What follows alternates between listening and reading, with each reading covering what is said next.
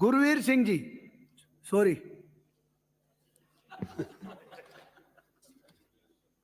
माननीय सभापति महोदय, आपने हमें टाइम दिया, आपका बहुत बहुत धन्यवाद। मैं धन्यवाद करना चाहूँगा हमारे सादुल शहर की जनता का, जिन्होंने हमें राजस्थान के इस लोकतंत्र के मंदिर में हमें अवसर दिया। हमारी सरकार ने महामहिम राज्यपाल जी ने अभिभाषण में, हमें खुशी है कि हमारे आदर सत्कार के योग हमारे आदर्श नेता श्री भैरव सिंह जी शेखावत, श्री अटल बिहारी वाजपेयी जी को याद करते हुए उसके पंचचरणों पर चलने का काम किया है।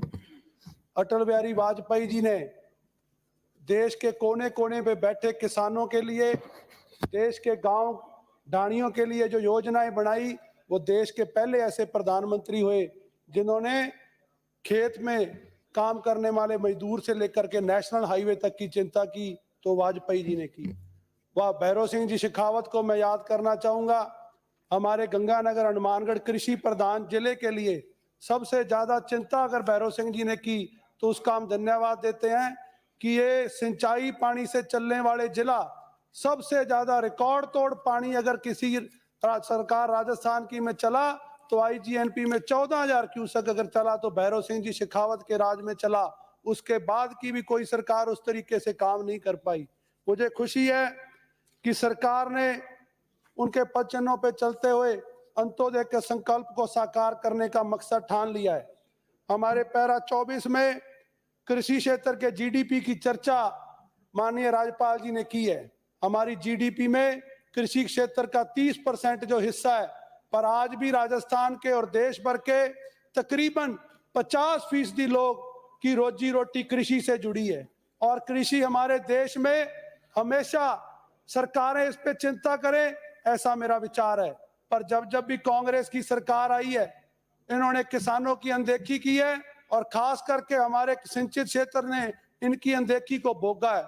मैं प्रधानमंत्री मोदी जी का धन्यवाद करता हूं कि एमएस स्वामीनाथन की रिपोर्ट के अनुसार जो फार्मर कमीशन पर कोई सरकार नहीं काम कर पाई, चाहे केंद्र की सरकार हो, राजस्थान की या दूसरे प्रदेशों की सरकार हो, सबसे ज्यादा आज जो चिंता का विषय कि इतनी डिटेल में एमएस स्वामीनाथन जी ने जो रिपोर्ट रखी, कोई भी सरकार किसी राज्य में केंद्र में आज तक सदन में चर्चा करने के लिए तैयार नहीं है। मैं इस सदन से, चाहे वो कांग्रेस के साथी हो चाहे बीजेपी के साथी हो, मैं सदन से मांग करता हूं कि हमें एमएस स्वामीनाथन का आयोग पे चर्चा करनी चाहिए। उन पे जो उन्होंने सिफारिशें हैं उसको हमें लागू करना चाहिए। प्रधानमंत्री मोदी जी ने लागत का 1.5 गुना हमारा किसानों को देकर के जिस तरीके से एमएसपी बढ़ाई है, उसका लाभ पूरे देश के कोने कोने में बैठे किसानों को हो रहा है। केंद्र की एजेंसियां चाहे एफसीआई सीसीआई हो, अपने माध्यम से खरीद कर रही हैं, पर हमारी कांग्रेस की सरकार ने 5 साल में ना सरसों खरीदी, ना जौ खरीदा, ना चना खरीदा, ना मूंग खरीदी। 5 साल में खरीद के नाम के औपचारिकता करके रह गए। 5 साल में किसान इनके मुंह की तरफ देखता रह गया। साथियों, आज एक जिस तरीके से प्रधान भजनलाल जी ने बोनस देकर के किसानों को भरपाई देने का काम किया है, 125 रुपये बोनस देने का मैं स्वागत करता हूं। किसानों को गेहूं पर 125 रुपये दे करके आज किसानों के हाथ पकड़ा है, मैं भजनलाल जी का इसके लिए स्वागत करता हूं। आज मैं पैरा 19 पैरा 26 में जो इंटरनेशनल ईयर ऑफ मिलेट्स पर बात हमारे माननीय राज्यपाल जी ने रखी है, ये पूरे राजस्थान के लिए गौरव का बात है। हम पूरे देश में जहां राजस्थान 28% तक कंट्रीब्यूट करता है, हमारे राजस्थान का चाहे किसी भी विधानसभा क्षेत्र से चुन के आने वाला माननीय सदस्य हो, उसको मिलेट्स के ऊपर ध्यान देना चाहिए। हमारी सरकारों को इसके ऊपर ध्यान देना चाहिए। अंतर्राष्ट्रीय लेवल पर हम अपने मिलेट्स को किस तरीके पे ख्याति दे सकते हैं, हमारे किसानों को उनके द्वारा उत्पादन किए गए मिलेट्स को किस तरीके देश दुनिया में हम दे सकते हैं, ये काम अगर सोच किसी ने रखी है तो माननीय प्रधानमंत्री नरेंद्र मोदी जी ने रखी है, और इसके लिए मैं उनका आभार प्रकट करता हूं। हमारे यहाँ के ज्वार बाजरा हो, हमारे यहाँ का इसबगोल चाहे जीरा हो, हमारे यहाँ बहुत सी चाहे जैतून, अनार, अमरूद, किन्नू हो, हमारी फसलें राजस्थान में बहुत पोटेंशियल है। राजस्थान की धरती पे ऐसी हम खुशनसीब हैं कि यहाँ गंगानगर में अमरूद और किन्नू हो रहे हैं, जैसलमेर में वहां इसबगोल और जीरा हो रहा है, कहीं अनार हो रहे हैं, कहीं जैतून हो रहा है। हम इन सब चीजों पर इनकी मार्केटिंग, इनकी प्रोसेसिंग के लिए हमें काम करना चाहिए। सरकार चाहे कांग्रेस की आए चाहे बीजेपी की आए, हमें इन चीजों पर काम करना चाहिए। हमारी एपीएमसी की जो मंडियां हैं, हमें एपीएमसी की मंडियां किसानों की जेब लूटने के लिए नहीं, उनको सहायता देने के लिए, उनको योगदान देने के लिए होना चाहिए। आज मुझे इस बात का भी गम है कि यहाँ के जादूगर जो आज तो सदन में आना नहीं चाहते, वो जादूगर की सरकार बनी। जादूगर ने कल्याण नाम यूज करके किसान की जेब लूटी। कृषि कल्याण सेस का जो 2% उन्होंने प्रावधान किया, हम तो उस टाइम सदन के सदस्य नहीं थे, वो मीटिंग इनकी फेसबुक में लाइव हुई। कांग्रेस के नेताओं ने भी कृषि कल्याण सेस का विरोध किया। आज मैं दिवंगत गुरमीत सिंह जी कुंदर को धन्यवाद करता हूं कि उन्होंने उस टाइम अपने मुख्यमंत्री के खिलाफ आवाज उठाई और वो 2% कृषि कल्याण सेस जो इन्होंने लगाया, और उसके बाद उनको वापस लेना पड़ा। आज भी वो 1% कृषि कल्याण सेस राजस्थान में लगा हुआ है। मैं भारतीय जनता पार्टी की सरकार से आग्रह करता हूं, मैं हमारे मुख्यमंत्री और हमारी सरकार से आग्रह करता हूं कि कोई भी एपीएमसी मंडी का टैक्स है, मैं यहाँ के अधिकारियों से भी मांग करता हूं, इस पर विचार करने की जरूरत है। आपको मैं बता दूं, जो इनकम टैक्स की हाईएस्ट पेइंग स्लैब है, वो भी प्रॉफिट लॉस स्टेटमेंट पे चलती है। प्रॉफिट पे हाईएस्ट जो स्लैब है वो 30% है, पर अगर आज एपीएमसी मंडी के किसान पर 1% का बोझ डाला जाता है तो वो आपके 20% इनकम टैक्स का काम करता है। आज जो किसान अपनी पैदावार लेकर के एपीएमसी मंडी में जाता है, उस पे 2.6 का भार अगर किसी ने डाला है तो हमारी पिछली सरकार ने डाल करके उसको टर्नओवर टैक्स है, जो कि आपके इनकम टैक्स से ज्यादा सरकार पे पड़ रहा है। ये किसानों की पीड़ा में आज सदन के सामने रखना चाहता हूं। साथियों, प्रधानमंत्री मोदी जी ने आत्मनिर्भर भारत की बात की। हम आत्मनिर्भर भारत में हमारे राजस्थान के पास पोटेंशियल है। हम पूरे देश का 46.7% सरसों उगा रहे हैं। आज मुझे खेद है, जो सरसों राजस्थान में इतने बड़े मात्रा में पैदावार हो रही है, राजस्थान की कोई भी सरकार इस पैदावार का फायदा नहीं ले सकी है। क्यों हम राजस्थान में एक सरसों को डेडिकेटेड कॉर्पोरेशन नहीं बनाते? एक साल के लिए नेफेड ने अगर उसकी खरीद की, दलहन और तिलहन की, तो सरसों के रेट बाजार में 7,000 से ऊपर क्रॉस कर गए। एक साल के लिए नेफेड ने खरीद की तो मूंग के भाव 8500 से लेकर 9,000 को टच कर गए।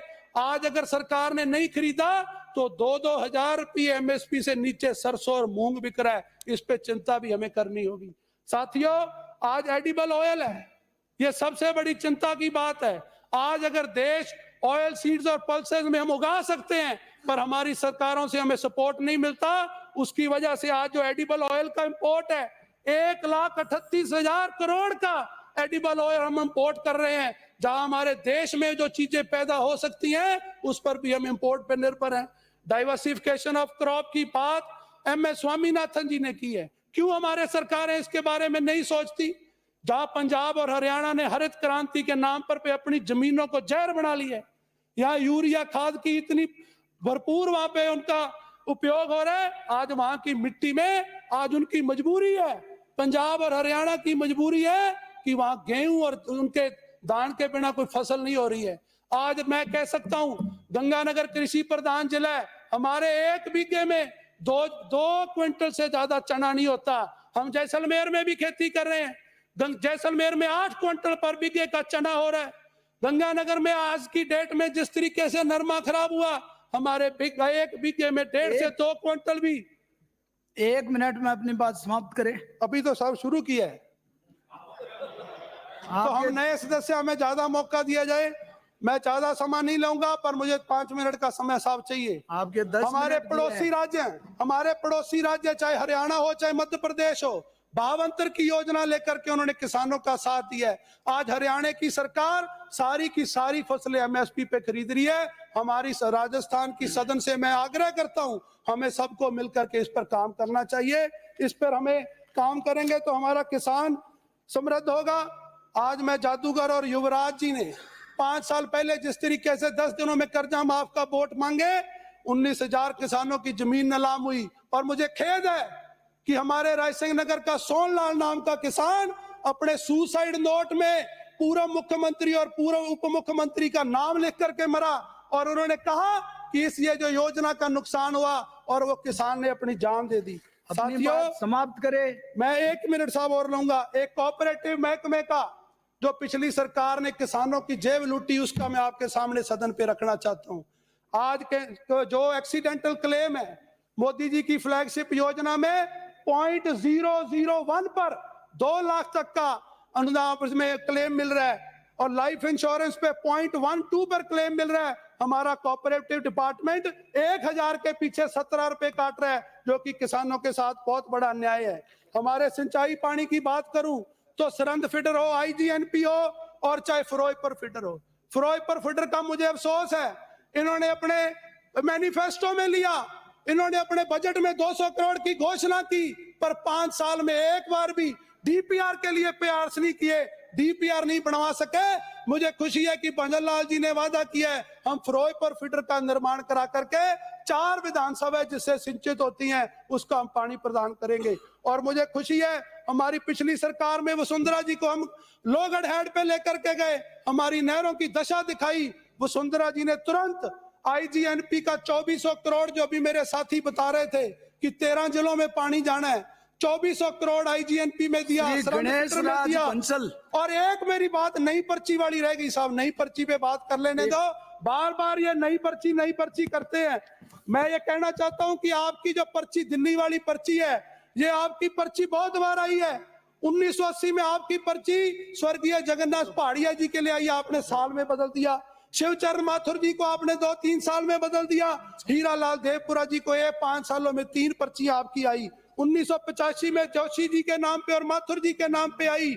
उसके बाद परशुराम मधेरना जी को जहां उनका हक बनता था, आपकी पर्ची आई। पर आज आपकी पर्ची में दम नहीं रहा। आपकी पर्चियां लेकर के आपके माकन जी और खड़गे जी वहां बैठे रहे, आपकी सरकार कहीं और बैठी रही। आज हमारा पर्ची नहीं है, एक आम आदमी, एक आम परिवार का आदमी गणेश राज बंसल जी, और उस मुख्यमंत्री ने पूरे जनता की सेवा करने की ठान ली अंकित है। नहीं होगा।